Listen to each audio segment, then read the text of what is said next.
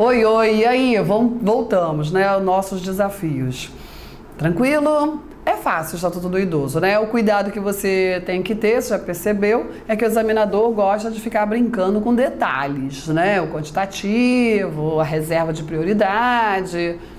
Cuidado, ok? E aí eu trouxe um desafio bem interessante, essa questão lá de Santa Catarina, para cargo de promotor. Eu sei que nem todo mundo vai fazer para membro de carreira, mas o objetivo maior é fazer o quê? Uma revisão. E essa questão é bem legal. Podemos? Topa o desafio? Já fez sozinho? Já tentou fazer? É uma questão grande, extensa, é verdade, mas é importante que nós tenhamos aí uma questão de qualidade para fazer uma boa revisão, né? Se fizer aquelas questões bobinhas, muito simplórias, não faz revisão adequada para a sua prova. E aí, afirmativa 1, preparadíssimo? Os conselhos do idoso, o MP e a vigilância sanitária estão legitimados a fiscalizar as entidades governamentais e não governamentais de atendimento aos idosos, estando ambas sujeitas à advertência e multa, além de outras medidas como fechamento da unidade ou interdição de programa. Certo ou errado? Lógico que o Estatuto do Idoso, para garantir a efetivação dos vários direitos dos idosos, traz uma previsão e exige uma implementação de política de atendimento aos idosos. Para tanto, existe uma estrutura de entidades governamentais e não governamentais de atendimento aos idosos. Essas entidades tem toda uma fiscalização, uma estrutura, o plano de atendimento que precisa ser afirmado. E é lógico, essas entidades sofrem fiscalizações pelo Ministério Público, pelo Conselho do Idoso, pelos vários conselhos do idoso e também pela vigilância sanitária. Essa fiscalização está correta e eles são legitimados, e é claro que fiscalizar sem a possibilidade da aplicação de uma medida sancionadora não iria adiantar. Então, existem sim medidas sancionadoras aplicáveis às entidades, sejam governamentais ou não governamentais. O cuidado que você, candidato, deve ter é o seguinte: as medidas sancionadoras aplicáveis às entidades, elas não são idênticas, a não ser a advertência.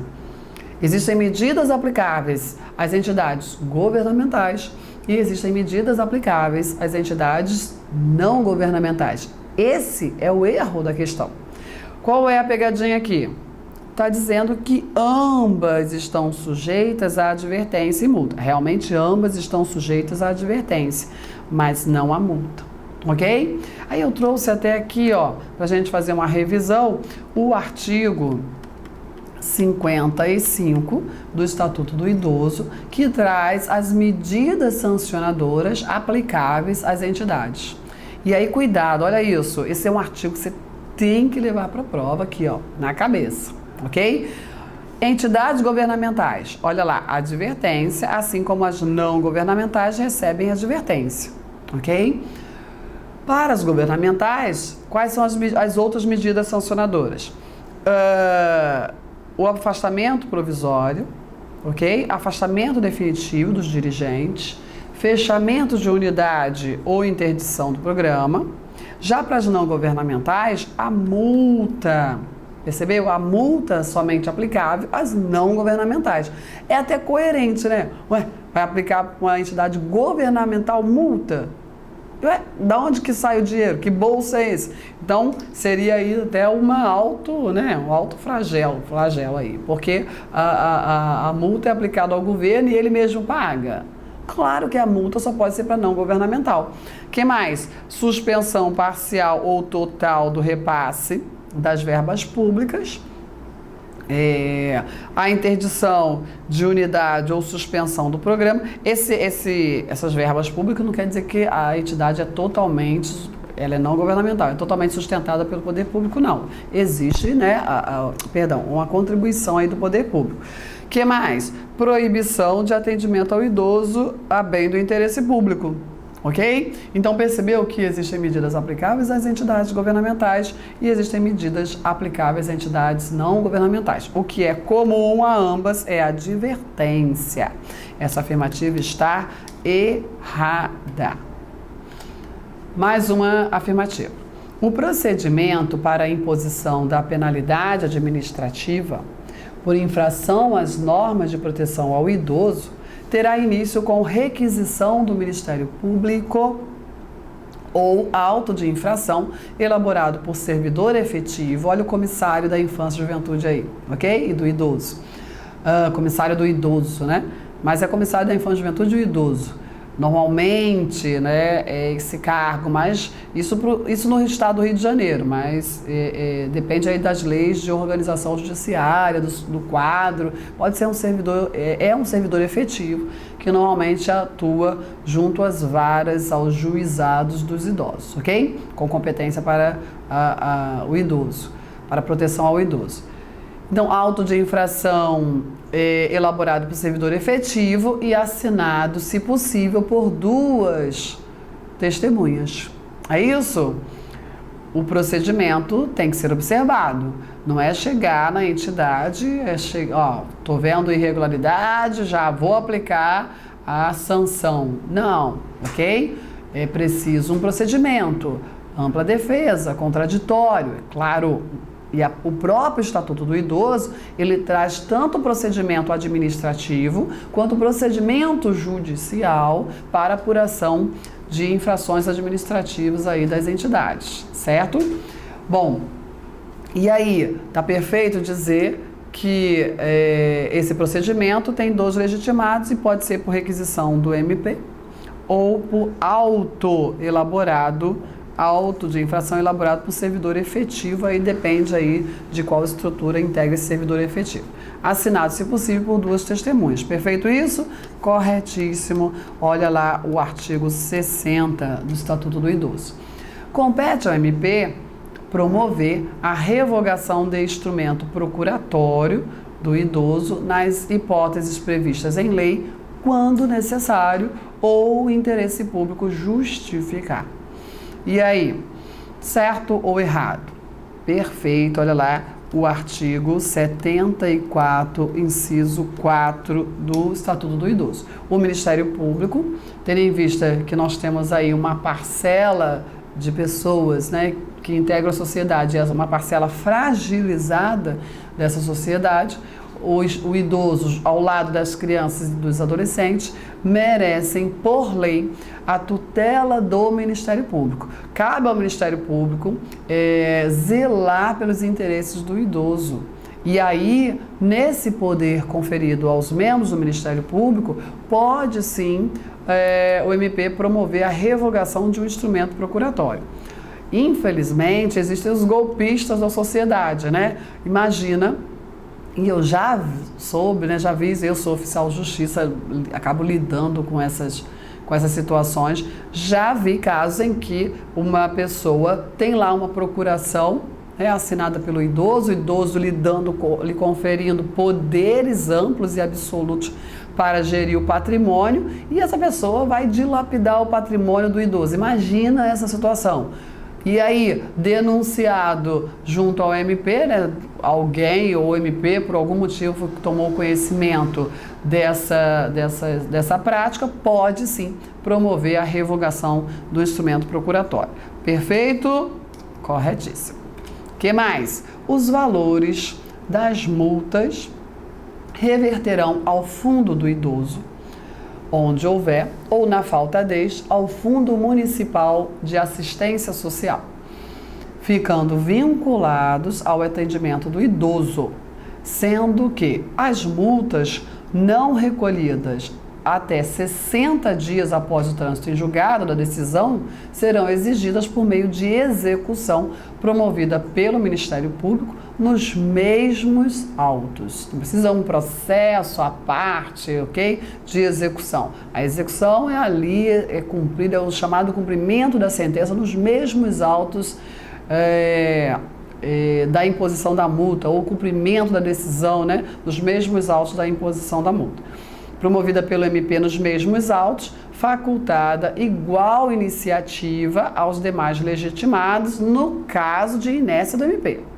Ok? Então, o primeiro legitimado é o MP e na inércia do MP deverá os demais legitimados poderão promover a execução desta multa. Tá correta essa afirmativa? Quase.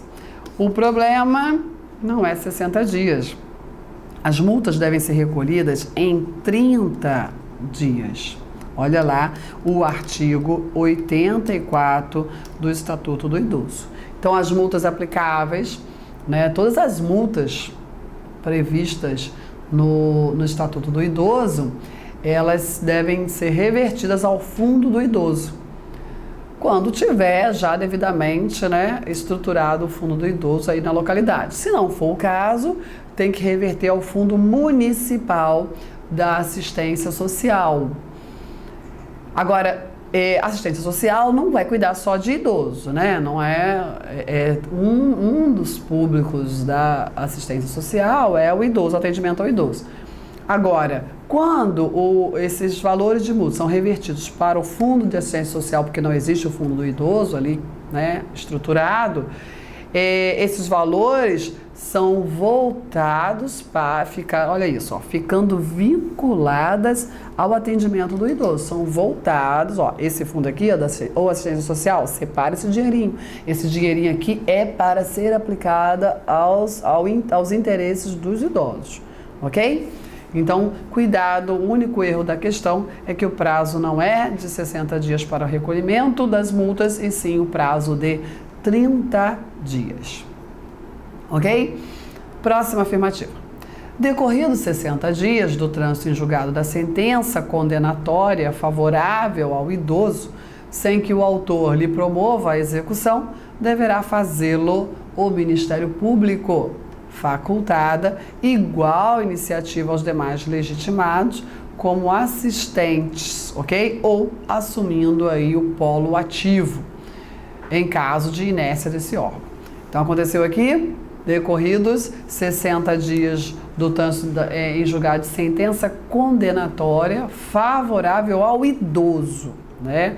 Sem que o autor lhe promova a execução. Então, o autor ingressa aí com uma ação, pode ser o próprio idoso, e foi aplicada uma multa, né, contra, né, uma condenação, e não necessariamente multa, pode ser uma indenização favorável ao idoso. Perceba, não fala necessariamente em multa, é sentença condenatória favorável ao idoso, que precisa ser executada. Ok? Qualquer obrigação de fazer, qualquer sentença favorável ao idoso, e o autor, provavelmente o próprio idoso, não iniciou, ou o representante legal do idoso, se for o caso de curador, aí o MP poderá fazê-lo, promover a execução dessa sentença. 60 dias do trânsito em julgado, ok? Não temos aqui a mesma situação do inciso da afirmativa anterior, não, tá bom? Facultar iniciativa aos demais legitimados, sejam como assistente ou no polo ativo, ou na qualidade de autor, mas aí para ingressar na qualidade de autor, precisa estar configurada a inércia do MP. Então, cuidado com isso. Primeiro, quem tem que executar é o MP. Na verdade, quem tem que executar em primeiro plano é o próprio interessado, né? É o idoso, ou o representante legal do idoso. A afirmativa aqui, né, o legislador, lá no artigo 87, que fundamenta essa questão, ele foi bem abrangente, né? Ele falou assim, olha, ele não diz quem é o autor. A sentença é favorável ao idoso, também não diz qual é a condenação, percebeu? Então, é qualquer condenação favorável ao idoso, seja promovida pelo próprio idoso, seja promovido por algum representante dele. E aí, o autor deixou para lá, não executou essa sentença. Cabe ao MP. O MP ficou inerte. E agora? Pode um dos legitimados. Mas para os demais legitimados, nas causas do idoso ingressarem aí na qualidade de autor, é preciso configurar a inércia do MP. Ok? Tudo bem? Então está lá, está correta essa afirmativa, perfeita. Olha lá o artigo 87 do Estatuto do Idoso. Próxima? Próxima nada, né? Vamos lá para a resposta. Questão bem extensa, né? E aí, quais são as afirmativas que estão corretas? A 2, a 3 e a 5. Resposta, letra C. Tranquilo? Questão boa, viu? Boa, que trouxe aspectos relevantes aí para o seu concurso público. Mais uma questão? Mais uma. De acordo com o Estatuto do Idoso, aos maiores de 65 anos, fica assegurada a prioridade na restituição do recebimento do imposto de renda. Exatamente, trouxe o examinador, o desafio que o legislador acabou impondo, quando é 60, quando é 65 anos de idade. Aqui a regra é geral, não é maior de 60 anos, é 60, igual superior a 60 anos. Olha lá os artigos 1º e 3º, ok? Não 60 anos e sim, não 65 anos e sim 60 anos. Essa afirmativa está errada. Mais uma questão. As transações relativas a alimentos poderão ser celebradas perante o promotor de justiça ou defensor público. Ok? Perfeito. Que as referendará. E passarão a ter efeito de título executivo extrajudicial nos termos da Lei Processual Civil, destacando-se que a obrigação alimentar é solidária, podendo o idoso optar entre os prestadores. Perfeito. O idoso tem o direito a exigir os alimentos, olha lá o artigo 12 e 13, ok? Do Estatuto do Idoso. O idoso tem direito de exigir os alimentos sempre que houver necessidade. Quando ele não pode prover o seu próprio sustento, ele exige da sua família. E aí, vai haver um rateio entre os filhos, cada um fica com um pedaço, obrigado a um pedaço da pensão? Não! Obrigação solidária. A obrigação de alimentar é solidária e cabe ao idoso, podendo, olha só, podendo o idoso optar entre os prestadores. Ele pode sim cobrar de todos ou de um só, ele vai escolher. Ok? Como é uma obrigação solidária, poderá aquele que está como réu numa ação de cobrança de alimentos exigir, ele que vai lá brigar para que os demais complementem aí a parte, ok? De cada um. Então, artigos 12 e 13, Ok? Tá correta essa afirmativa? Corretíssima.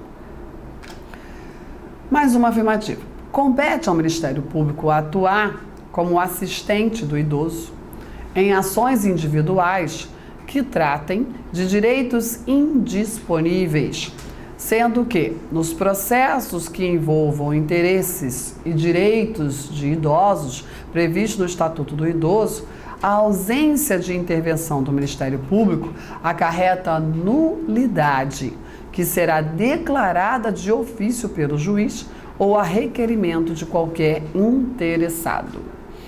Certo ou errado? E aí? Tá errado. Assistente, não. O MP, ele pode atuar como substituto processual. O instituto processual é outro, substituto processual. O substituto processual, ele tem um poder, né, de ação muito maior que um mero assistente. Ok? O direito é do idoso, mas o MP atua com toda a amplitude, como se fosse o próprio idoso pleiteando e exigindo seus direitos, e não como um mero assistente. Ok? Que é uma figura também do direito processual, mas com um poder mais, né, uma atuação menor que o substituto processual. Isso está onde? Lá no artigo 74, inciso 3, olhe também o artigo 77 da Lei do Idoso, ok? Aí o MP, ele vai atuar, compete a ele, né, como legitimado a atuar nas ações em proteção do idoso, como substituto processual, nas ações individuais, porque nas ações coletivas o MP é um dos legitimados a iniciar a ação, ok? Aqui estamos falando das ações individuais, é um idoso que vai lá no MP e diz: meu MP, promotor, olha só, eu estou precisando de da sua atuação. Estou carecendo da sua atuação. E aí, nessa ação individual, o MP atua, né, como substituto processual, porque nós temos aqui direitos, visando a tutela de direitos indisponíveis. Cuidado com isso também. Essa atuação na qualidade de substituto processual, ela vai acontecer nos direitos indisponíveis, que são aqueles direitos maiores da personalidade, né? Direito à vida, à saúde, à dignidade, etc.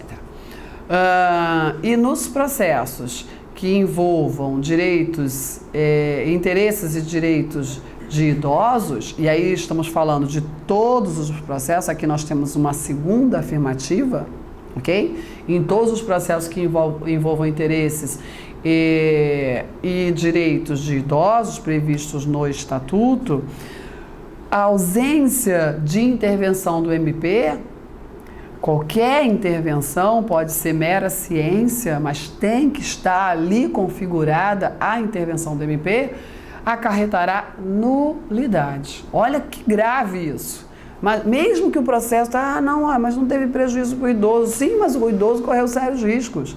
Acarreta nulidade o procedimento, que não observam aí a atuação do Ministério Público, ok? Que será declarada de ofício pelo juiz ou decretada a requerimento de qualquer interessado. O juiz mesmo, e cadê o MP? Cadê o MP? Cadê o MP?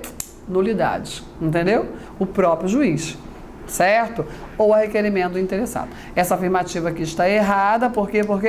Porque compete ao MP não atuar como mero assistente, mas numa amplitude, né, processual, numa atuação processual de maior amplitude, como substituto processual numa ação individual, mas para tutelar um direito individual indisponível. Ok? Tranquilo? Cuidado, hein? Essa afirmativa aqui, ela é bem difícil, uma questão bem difícil, mas você consegue resolver. Vamos lá. Nos programas habitacionais públicos ou subsidiados com recursos públicos, o idoso goza de prioridade na aquisição do imóvel para moradia própria. Observado o seguinte: reserva de 3% das unidades habitacionais residenciais para atendimento aos idosos. E aí, garantia de prioridade tem que ser concretizada de alguma forma, dentre as várias, né, atos e execuções de ações para garantir e efetivar essa prioridade, temos aí a prioridade nos programas habitacionais. E aí, tá certo? Reserva de 3% das unidades habitacionais para os idosos? Perfeito, está correta a afirmativa. Olha o artigo 38. Tranquilo? Ok? Mais um desafio. No sistema de transporte coletivo interestadual, observar-se-á, nos termos da legislação específica, a reserva de 2 vagas gratuitas por veículo. ou inferior a 2 salários mínimos. E desconto de 50% mínimo, no mínimo, né, no valor das passagens para os idosos que excederem as vagas gratuitas, com renda igual ou inferior a 2 salários mínimos, ok? Então, olha só, cuidado porque é um transporte coletivo específico, é o interestadual. 2 vagas gratuitas por veículo para qualquer idoso? Não, para aquele que tenha renda igual ou superior a 2 salários mínimos, ok? E desconto de 50%, acabou, ó, as vagas gratuitas nesse ônibus aqui já acabou, mas tem um desconto de 50% no valor das passagens, ok? Agora, para qual idoso? Com renda igual ou inferior a 2 salários mínimos também, certo? Essa afirmativa está correta. Olha lá o artigo 40 do idoso, ok? Bom, questão longa, né? As questões do idoso são longas. Quais são as afirmativas corretas? A2, A4 e A5. Ok? Correta resposta, letra A. Tá tranquilo? Tá conseguindo resolver direitinho?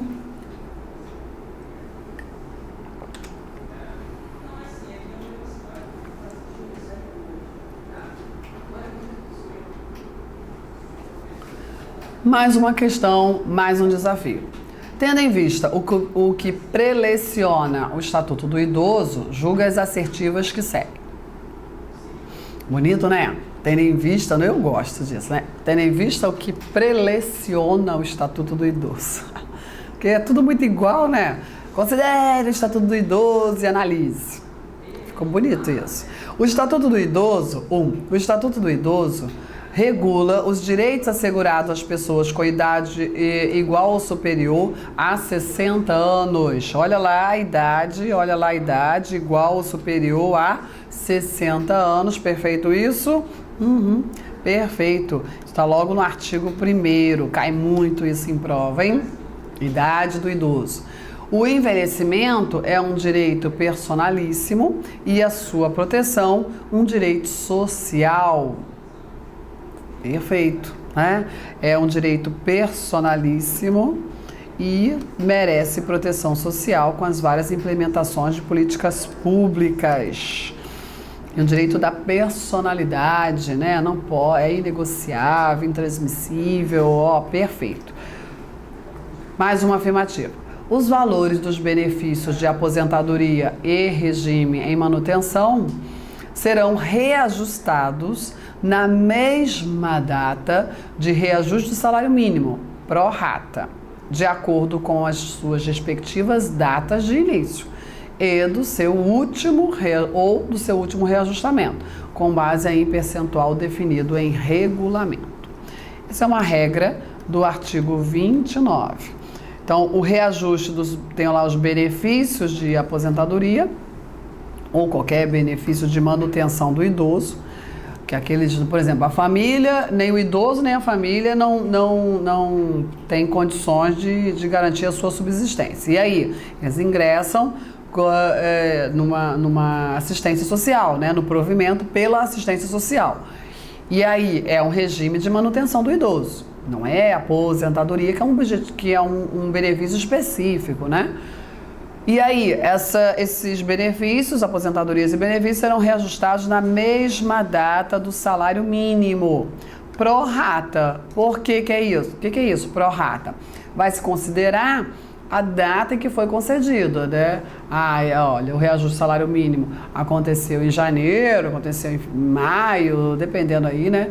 E aí, qual o reajuste do salário mínimo foi em maio? Tá, mas a concessão do benefício do idoso, a concessão da aposentadoria, foi em agosto do ano passado. Então ele não pega todo o reajustamento. Contando a partir da concessão, né? Não vai pegar o período inteiro do reajustamento. Por isso que se fala pró rata, de acordo com o tempo de sua concessão, ok?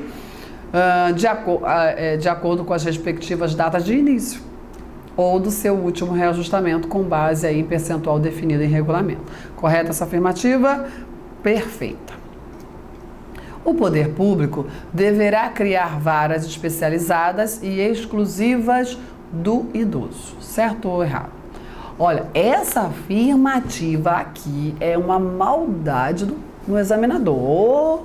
Examinador estava com Deus no coração nesse dia, não. Por quê? Olha o erro da afirmativa. Em vez do deverá, é poderá. Olha isso. Poderá criar varas especializadas e não deverá. Eu acho isso tanta maldade, porque está lá no artigo 70. Porque o legislador, muitas vezes, ele usa o poderá com sentido de deverá e vice-versa. Às vezes ele usa de forma adequada. Aqui realmente ele está de forma adequada. Quer dizer que o legislador não obrigou a criação das varas especializadas exclusivas do idoso, entendeu? Ele deu uma faculdade ao administrador, às estruturas públicas. Não é obrigatório, mas é recomendado pelo legislador que se criem varas especializadas e exclusivas do idoso. Okay? É muito comum que essas varas não sejam totalmente exclusivas, mas estejam junto com a infância e juventude. Muito comum as varas, os juizados da infância, juventude e do idoso, ok? Para ter um tratamento mais adequado, um tratamento prioritário, mas poderá, não deverá. Coisa de candidato, né? De banca concurseira. Cuidado com isso. E aí, qual é a resposta? Letra A, B de bola, 1, a 2 e a 3 estão corretas. E aí? Tá fácil, né? Não é tão difícil. Qual é a dificuldade que você observou?